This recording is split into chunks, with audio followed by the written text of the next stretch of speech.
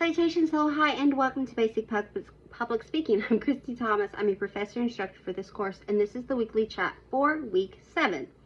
Week 7 dates are February the 24th through the 28th.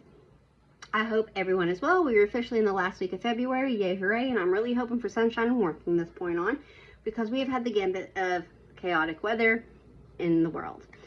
With that being said, I hope everyone is safe in their world and warm, because it has been very, very chilly. There's nothing due this week. You finished up the storytelling song speech last week. I was still waiting for the last few to come in, because I know internet has also been kind of chaotic because of the weather, but I plan to try to get all of that graded and updated to the grade book by Friday of this week, which would be the 28th.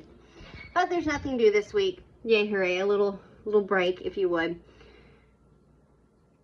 This week's lesson is over visual aids or presentational aids in public speaking. And we're going over this because your second main speech, which is due at the end of next week, week 8, right before ACTC spring break, is using a visual aid. Now, I think when it comes to recording videos, visual aids, you'd have a lot more fun and a lot more ease using visual aids than what you would with an in-person speech. Because when you do an in-person speech, you know, your visual aids is a physical how-to, which you can also do in a video, but you have the magic of editing and you can have more fun with it as what you could do like in a classroom setting on the actual showing portion or the show and tell portion of it. The same way you can use PowerPoint presentations in part, like if you were doing an in-person speech, but then you have to worry about technology and the drives and does everything match up. There's been so many times students have done the speech in class that technology just was a bust. It failed. And I'm a firm believer if technology can and will fail you, it's going to. So you can really have fun in using visual aids in public speaking. And if you're confused on how to do so, think of like cooking shows. An excellent resource on kind of the show and tell how to visual aid. You don't have to show every single step in your process or theory or how something works, made, creates, whatever the case may be here. You don't have to show every single step. You know, you can discuss a few, show a few. You can discuss it and then kind of do a mirage or a series at the end of the speech that shows it in real time. So say you're showing us how to do a cartwheel, excuse me, or some kind of tumbling.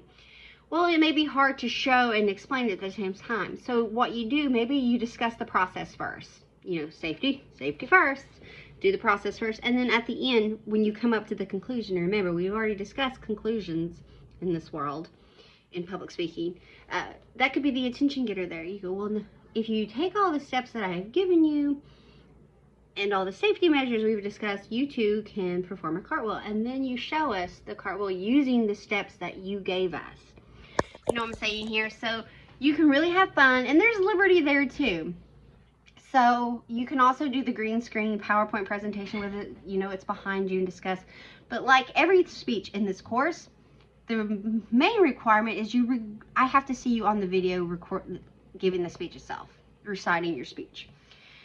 So, sorry, I was buffering, but there's nothing due this week. I was just kind of went on a tangent discussing visual aids. So this week, look over visual aids. The module has a PowerPoint presentation, Word documents, video lessons, and a publisher PDF discussing the use of visual aids, presentational aids in public speaking. And I kind of just dived a little bit deeper on how it works in the public speaking ECM world, which is electronic mediated, EMC, excuse me, electronic mediated communication world, which is what the base of this course is for the submission of your speeches. The main speech 2, which is the how-to process speech, that module is already open. Again, it has a Word document with the description and requirements of the speech, a video of me kind of just going in detail about it with examples, and then the link to upload it. Technical requirements for the second main speech include the following: a video, check, an outline, and if you recall, I have provided an outline if you also choose. You don't have to. You can create your own.